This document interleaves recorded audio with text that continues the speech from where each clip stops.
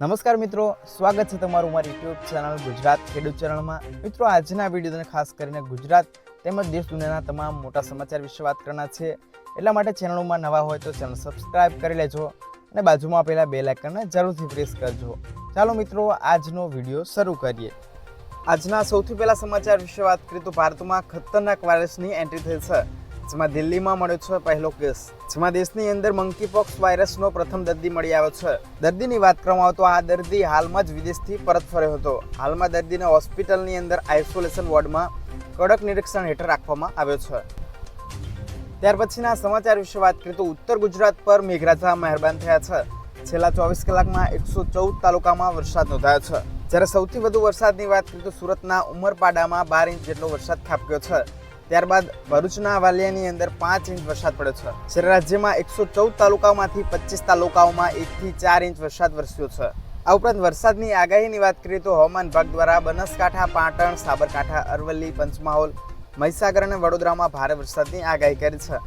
તેમજ મહેસાણા, ગાંધીનગર, અમદાવાદ, ખેડા અને આણંદની અંદર સામાન્ય વરસાદની આગાહી કરવામાં આવી છે। હવામાન વિભાગ દ્વારા ખાસ આજ રોજ 10 જિલ્લાઓમાં ભારેથી અતિભારે વરસાદની આગાહી કરી છે, જેમાં દાહોદ, છોટાઉદેપુર, નર્મદા, ભરૂચ, સુરત, ડાંગ, તાપી, નવસારી, વલસાડ, દમણ અને દાદરા નગર હવેલીનો સમાવેશ થાય છે। હવે પછીના સમાચાર વિશે વાત કરવામાં આવે તો સરકાર દ્વારા ખેડૂતોને આપશે આધાર જેવું જ વિશિષ્ટ ઓળખ કાર્ડ। દેશભરમાં યોજાશે કેમ્પ અને દરેક ખેડૂતોને મળશે આનો લાભ, જેમાં કૃષિ ક્ષેત્રે ડિજિટલ બનાવવાની દિશામાં એક મોટું સ્ટેપ ભરતા સરકાર દ્વારા ટૂંક સમયમાં દેશભરના ખેડૂતોની નોંધણી શરૂ કરવાની ચાલુ કરી દેશે। ત્યાર પછીના સમાચાર વિશે વાત કરીએ તો દિલ્હી, એનસીઆર સહિત ઉત્તર ભારતના અનેક ભાગોમાં ગઈકાલના રોજ 12 અને 58 કલાકે ભૂકંપના આંચકા અનુભવાયા છે, જેમાં રિએક્ટર સ્કેલ ઉપર 5.8 તીવ્રતાનો ભૂકંપનો આંચકો અનુભવાયો છે। ભૂકંપના આંચકાનું કેન્દ્ર બિંદુ પાકિસ્તાનમાં હતું, ઊંડાઈ 33 કિલોમીટર હતી અને ભૂકંપના આંચકા પાકિસ્તાનના ઇસ્લામાબાદ અને લાહોરમાં પણ અનુભવાયા છે। હવે પછીના સમાચાર વિશે વાત કરીએ તો યાગી નામના વાવાઝોડાએ ચાઇના બાદ હવે વિયેતનામમાં પણ તબાહી મચાવી છે। 87 લોકોના મોત થયા છે, જ્યારે 70 થી વધુ લોકો ગુમ થયા છે। ખાસ કરીને ભારે વરસાદને પગલે પૂર આવતા નદીનો પુલ તૂટ્યો હતો, જેના કારણે વિડીયો પણ વાયરલ થયો છે।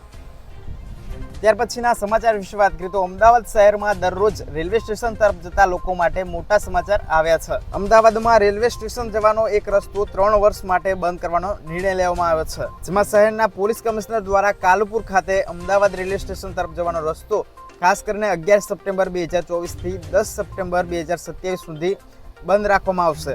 રસ્તાની વાત કરીએ તો સાળંગપુર સર્કલથી કાલુપુર રેલવે સ્ટેશન સુધીના 200 મીટર રસ્તાને એક બાજુથી બંધ કરવામાં આવ્યો છે।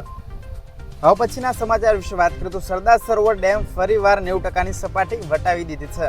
15,000 ક્યુસેક પાણી છોડવામાં આવ્યું છે, 5 દરવાજા ખોલવામાં આવ્યા છે।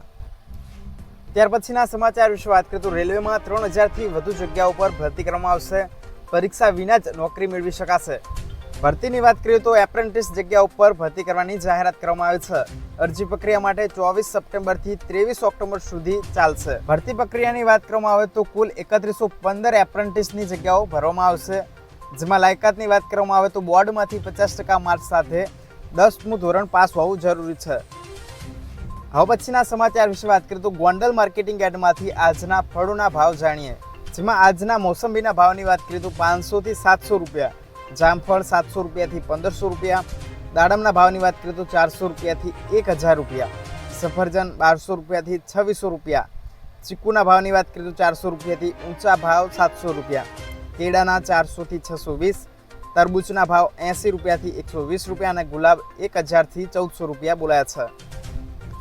ત્યાર પછીના સમાચાર વિશે વાત કરીએ તો ખાસ કરીને કપાસના બજાર ભાવમાં કેવો છે માહોલ, જાણીએ આજના વિડીયોમાં। બુધવારના રોજ રાજકોટ માર્કેટિંગ યાર્ડની અંદર 1250 થી 1712 રૂપિયા, સાવરકુંડલામાં 140 થી 1684 રૂપિયા, જસદણમાં 1450 થી 1681 રૂપિયા, બોટાદ 1380 થી 1678 રૂપિયા, ગોંડલમાં 1101 થી 1646, કાલાવડમાં 1495 થી 1590 રૂપિયા, જામજોધપુરની વાત કરીએ તો 1451 થી 1541 રૂપિયા, જ્યારે જામનગરની અંદર 800 રૂપિયાથી 1421 રૂપિયા। હવે પછીના સમાચાર વિશે વાત કરીએ તો વણાકબોરી ડેમમાંથી 3 લાખ ક્યુસેક પાણી છોડાતા મહીસાગર નદી ઓવરફ્લો થઈ છે।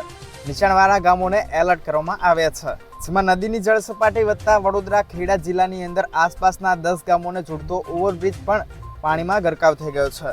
જ્યારે ડેમમાંથી પાણી છોડાતા મહીસાગર નદીના જળસ્તરમાં સતત વધારો થઈ રહ્યો છે, જેમાં ખેડા અને આણંદ જિલ્લાના નીચાણવાળા ગામોને એલર્ટ કરવામાં આવ્યા છે. તો મિત્રો, આ હતા ગુજરાત અને દેશ દુનિયાના સૌથી મોટા સમાચાર.